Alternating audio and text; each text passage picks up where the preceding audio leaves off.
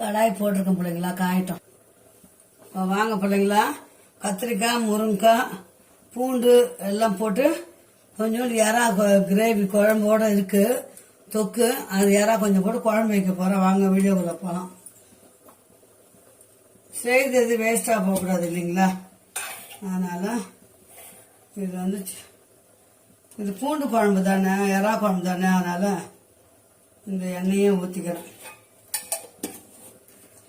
65 பண்ணோம் நேற்று. அந்த எண்ணெய் வேஸ்ட் ஆகக்கூடாதுன்ட்டு அந்த எண்ணெய் ஊற்றி ஒரு நாளுக்குலாம் யூஸ் பண்ணலாம், 2-3 நாள் ஆனால் யூஸ் பண்ணக்கூடாது.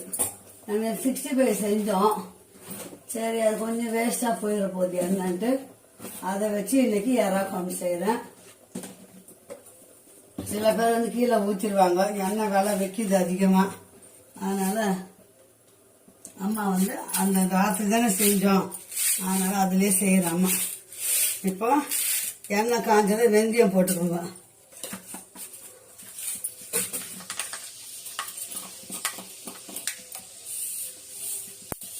கடுகு போட்டுக்கோங்க கொஞ்சம். நான் எண்ணெய் கொஞ்சம் நிறைய தான் செலவு பண்ணுவோம் பிள்ளைங்களா எல்லாத்துக்குமே. மீன் குழம்பு மாதிரி இறா குழம்புக்கு வடகம் போட்டுக்கலாம். வடகம் போட்டால் அது தண்ணி டேஸ்ட்டு பிள்ளைங்களா, புரியுதுங்களா? வெள்ளை பூண்டு போட்டுக்கோங்க. ஒரு 2 கட்டி பூண்டு விட்டேன். அதுக்கப்புறம் நாட்டு வெங்காயம் ஒரு 10 அரிஞ்சு வச்சுக்கோங்க.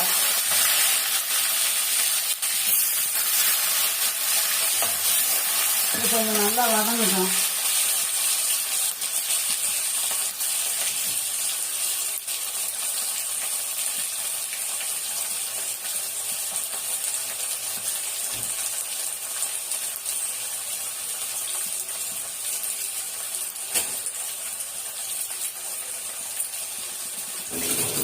ஒரு கொத்து கருவேப்பிலை போட்டுக்கலாம். ஒரு பெரிய தக்காளி 1 அரிஞ்சு வச்சுக்கிறேன். கொஞ்சமாக தான் வைக்க போகிறேன் குழம்பு.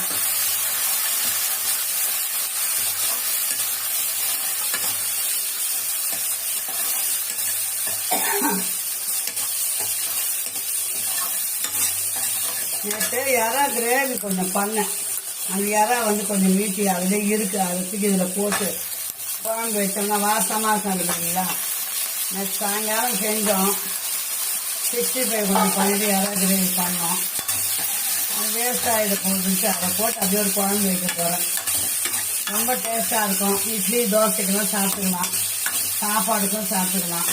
சும்மா ஒரு முருங்கைக்காவும் ஒரே ஒரு உருளைக்கிழங்கு, அவ்வளோவா.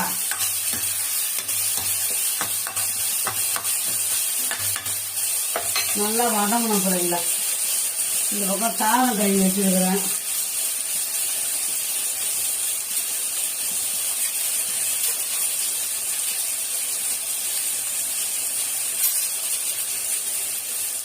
இறா எப்பவுமே இறா இருக்கும். இதெல்லாம் மொத்தமாக செஞ்சு மீந்துச்சு. மீந்த இறாவை என்ன பண்ணுறது? சரி, அதை நான் தொக்கை போட்டு அப்படியே ஒரு குழம்பு வச்சேன். என்ன சொல்கிறீங்க? சூப்பர் ஐடியா தான். எதுவுமே வேஸ்ட் பண்ண மாட்டேன் பிள்ளைங்களா. நான் இந்த இறா தொக்கை இதில் போட்டுக்கலாம்.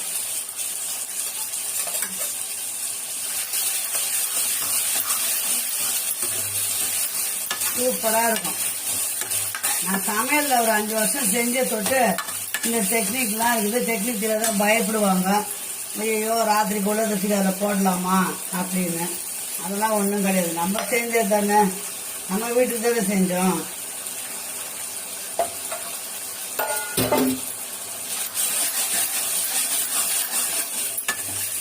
இன்னும் நம்ம உப்பு போடலை. நல்லா வரும். ஏன்னா நம்ம இறா தொக்கில் உப்பு இருக்குது, பார்த்துக்கிட்டு கொஞ்சம் கம்மியாக தான் போடுறோம் இல்லைங்களா. அதனால தான் அம்மா உப்பு போடுறது. அரிசி மூடி வச்சுருவோம், அரிசி போட்டு வேகட்டும்.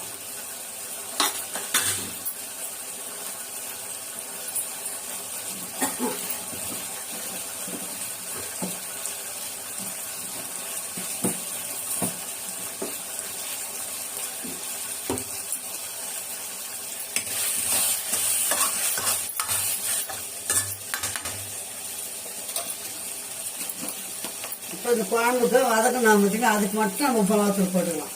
ஏன்னா ஏற்கனவே கிரேவிக்கு போட்டிருக்கிறோம். பத்தலைன்னா பாத்தூள் போட்டுக்கலாம். இறா கிரேவி மீதி இருந்தது பார்த்தீங்களா, அதை எடுத்து அப்படியே போட்டு ஒரு குழம்பு வைக்கிறேன். கொஞ்சம் மஞ்சத்தூள் போட்டுக்கோங்க. உப்பு நல்லா கொதிக்கும் போது போட்டுக்கலாம் பிள்ளைங்களா. இப்போ இந்த பாருங்க, ஒரு தக்காளி சைஸ் புளி, சின்ன தக்காளி சைஸ் புளி, அதை இதில் ஊற்றிக்கிறேன்.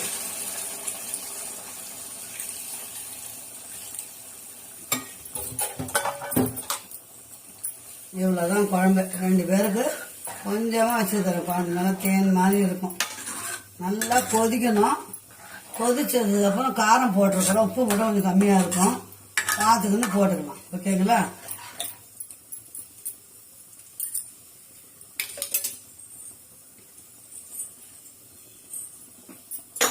செம்ம டேஸ்டாக இருக்குது ஒரு நக்கு பார்க்கும்போது. கொஞ்சோண்டு உப்பு போட்டுக்கலாம். சாப்பிட்டு பாருங்க. அம்மா பாரு எப்படி எல்லாம் வைக்கிறாங்க டெக்னிக்காக நினைப்பீங்க. எதையுமே நான் வேஸ்ட் பண்ண மாட்டேன் பிள்ளைங்களா.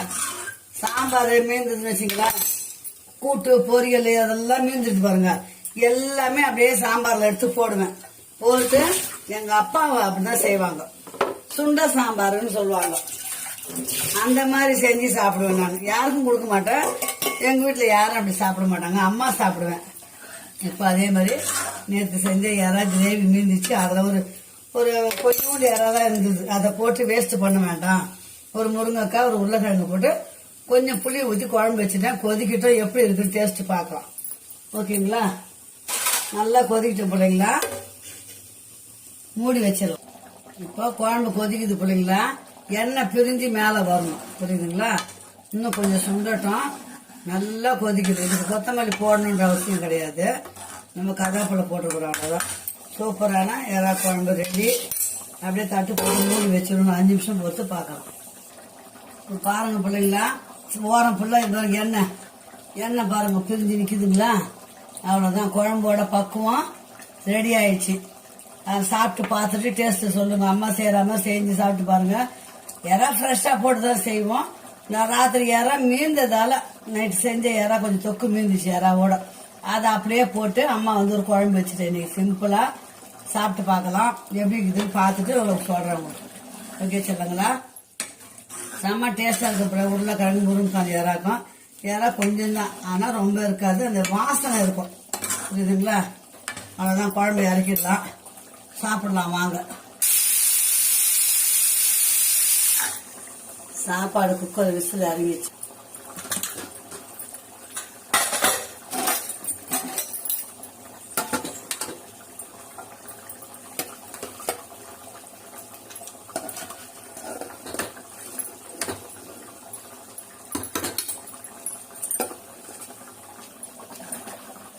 சூப்பராக குழம்பு ரெடி ஆயிடுச்சு.